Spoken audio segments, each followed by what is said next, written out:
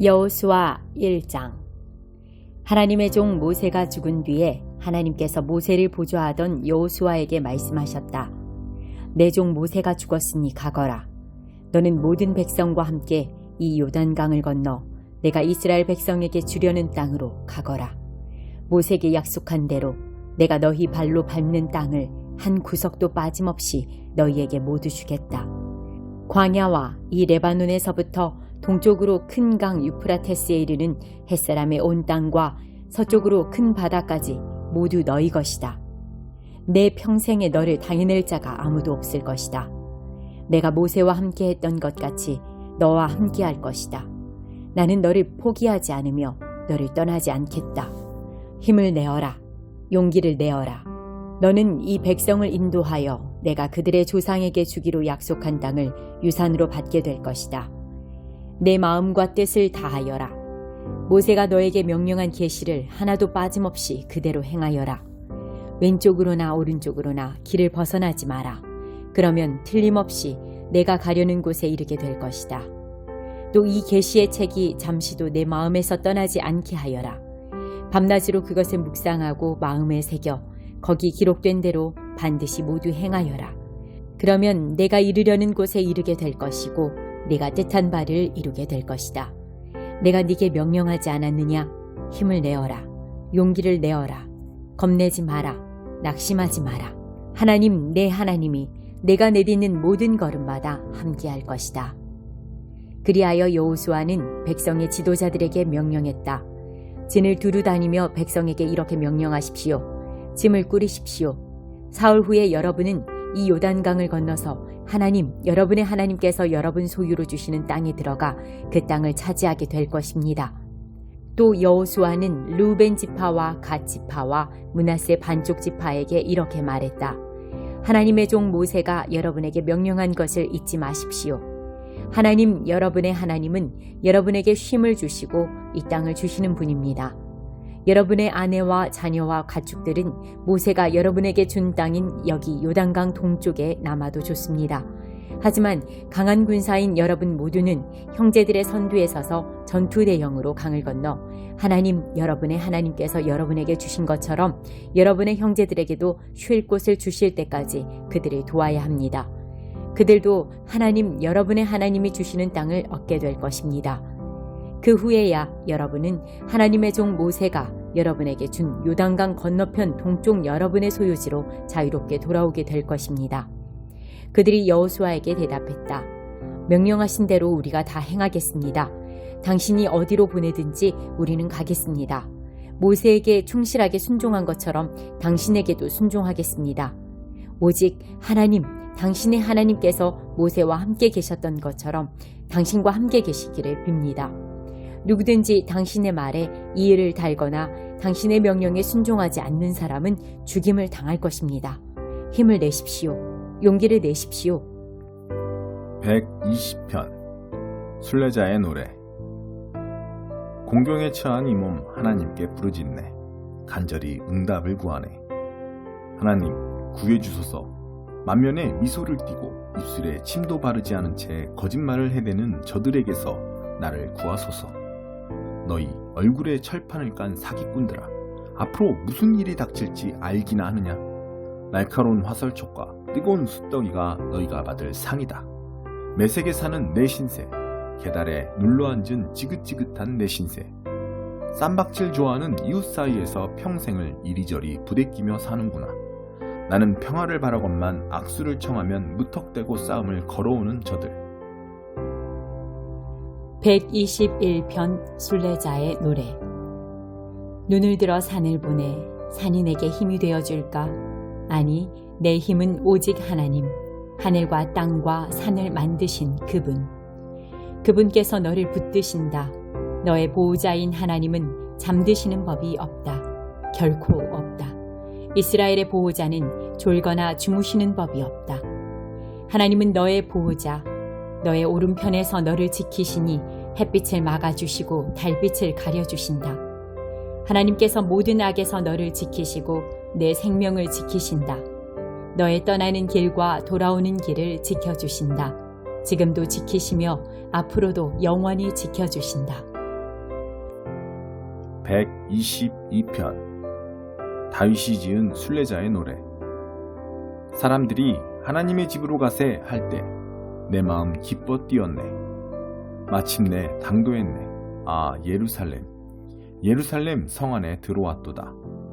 예루살렘 견고한 성, 예배를 위해 지어진 도성, 모든 지파들이 올라오는 도시. 하나님의 지파들이 모두 올라와 예배하며 하나님의 이름에 감사드리는 곳. 이스라엘의 진면목이 나타나는 바로 이곳에 의로운 판결을 내리는 보좌가 놓였네. 저 유명한 다윗의 보좌가. 예루살렘의 평화를 위해 기도하여라. 예루살렘을 사랑하는 이들이여 모두 흥하여라. 이 안에 벗들이여 가까이들 지내라. 바깥에 적들이여 저만치 물러거라.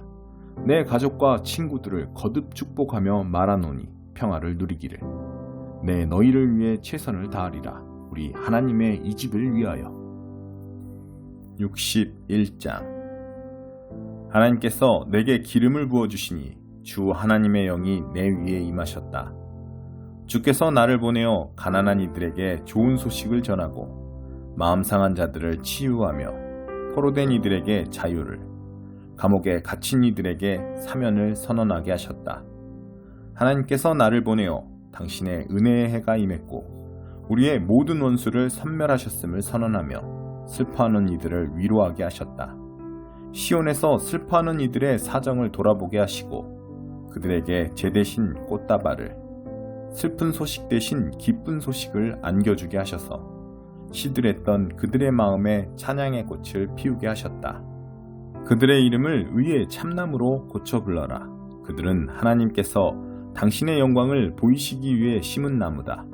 그들은 오래된 폐허를 재건할 것이며 그 잔해 위에 새로운 성읍을 일으켜 세울 것이다.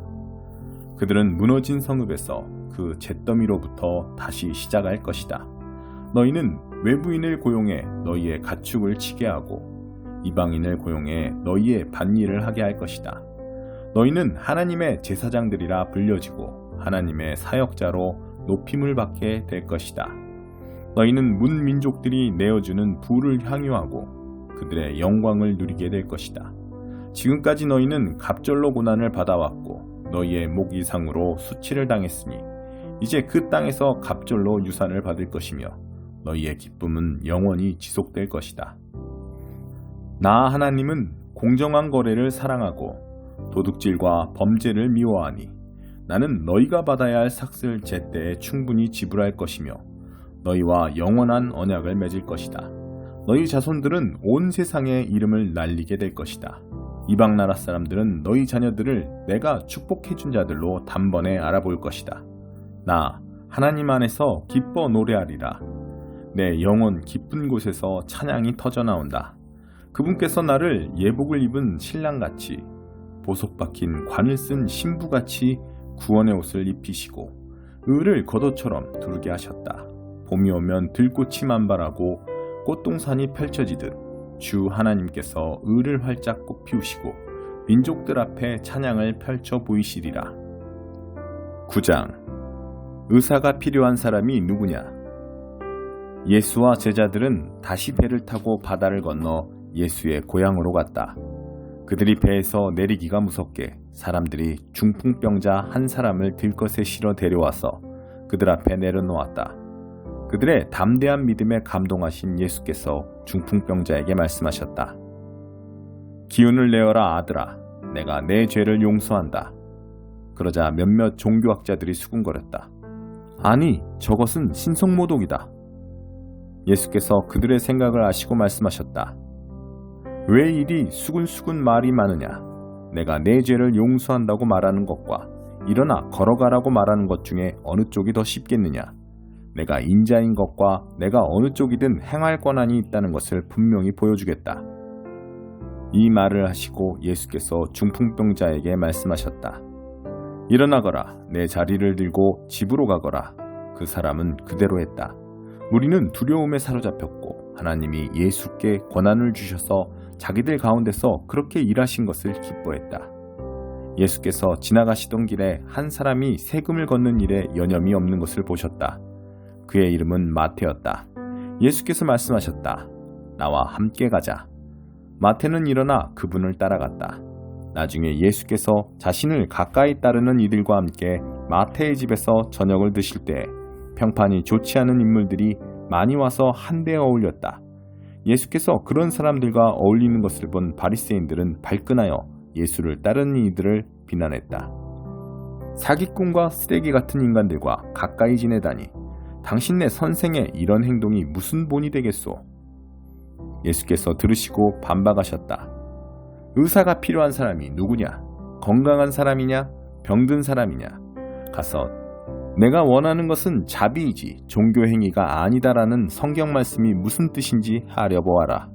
내가 여기 있는 것은 소외된 사람들을 초청하려는 것이지 영향력 있는 사람들의 비나 맞추려는 것이 아니다. 하나님 나라가 임했다. 얼마 후에 요한을 따르는 이들이 와서 물었다. 우리와 바리새인들은 금식으로 몸과 영혼을 엄격히 훈련하는데 선생님을 따르는 이들은 왜 그렇게 하지 않습니까? 예수께서 그들에게 말씀하셨다. 즐거운 결혼식 중에는 빵과 포도주를 아끼지 않고 실컷 먹는다. 나중에 허리띠를 졸라맬 일이 있을지 모르지만 지금은 아니다. 정겨운 축하의 모닥불에 찬물을 끼얹는 사람은 없다. 하나님 나라가 임한다는 것은 바로 이런 것이다. 예수께서 계속 말씀하셨다. 멀쩡한 스카프를 잘라서 낡은 작업복에 대고 깁는 사람은 없다. 서로 어울리는 천을 찾게 마련이다. 그리고 금이 간 병에는 포도주를 담지 않는 법이다. 손가락 하나만 대어도. 예수께서 이 말씀을 마치시자 한 지방관리가 나와서 정중히 절하며 말했다. 제 딸이 방금 죽었습니다. 오셔서 손을 대주시면 그 아이가 살겠습니다. 예수께서 일어나 그와 함께 가시자 제자들이 뒤를 따랐다. 바로 그때 12년 동안 혈루증을 앓아온 한 여자가 뒤에서 슬그머니 다가가 예수의 옷을 살짝 만졌다. 이분의 옷에 손가락 하나만 대어도 내가 낫겠다고 생각한 것이다. 예수께서 돌아서서 여자를 보셨다. 그리고 이렇게 다독여 주셨다. 안심하여라 딸아. 너는 믿음의 모험을 했고 이제 병이 나았다. 그때부터 여자의 몸이 다 나았다. 어느새 그들은 지방관리의 집에 도착해 이야깃거리를 찾는 입방아꾼들과 음식을 나르는 이웃들 사이를 헤치고 지나갔다. 예수께서 불쑥 말씀하셨다. 모두 비켜라. 이 소녀는 죽지 않았다. 자고 있다. 그들은 저가 알지도 못하면서 저런 말을 한다고 했다. 예수께서 무리를 내보내시고 안에 들어가셔서 소녀의 손을 잡고 일으켜 세우셨다. 소녀를 살리신 것이다. 곧 소문이 그 지방에 두루 퍼졌다. 믿음대로 되어라. 예수께서 그 집을 떠나시자 눈먼 사람 둘이 따라오며 소리를 질렀다. 다윗의 자손이여 불쌍히 여겨주십시오. 우리를 불쌍히 여겨주십시오. 예수께서 집에 들어가시자 눈먼 그들도 따라 들어갔다. 예수께서 그들에게 말씀하셨다. 너희는 정말 내가 이 일을 할 수 있다고 믿느냐? 그들이 말했다. 그렇습니다, 주님. 예수께서 그들의 눈을 만지시며 말씀하셨다. 너희 믿음대로 되어라. 그러자 그 말씀대로 그들이 앞을 보게 되었다. 예수께서 엄하게 주의를 주셨다. 이 일이 어떻게 일어났는지 아무에게도 알리지 마라. 그러나 그들은 문을 나서기가 무섭게 만나는 사람마다 그 일에 대해 떠들어대기 시작했다. 눈먼 사람들이 나가자마자 사람들이 악한 귀신이 들려 말 못하는 사람을 예수께 데려왔다. 예수께서 괴롭히는 악한 귀신을 쫓아내시자 그 사람은 마치 평생 말을 해온 사람처럼 즉시 말문이 술술 튀었다. 사람들이 일어나서 박수갈채를 보냈다. 여태까지 이스라엘에 이런 일은 없었다. 바리새인들은 흥분에 중얼거렸다. 속임수다. 속임수에 불과하다. 아마 마귀와 짜고 한 일일 것이다. 그 후에 예수께서 모든 성읍과 마을을 두루 다니셨다. 그분은 회당 곳곳에 가르치시고 천국 소식을 알리시고 병든 사람과 상한 심령들을 고쳐주셨다. 목자 없는 양처럼 정처 없이 헤매고 있는 무리를 바라보시는 그분의 마음이 무너져 내렸다. 예수께서 제자들에게 말씀하셨다.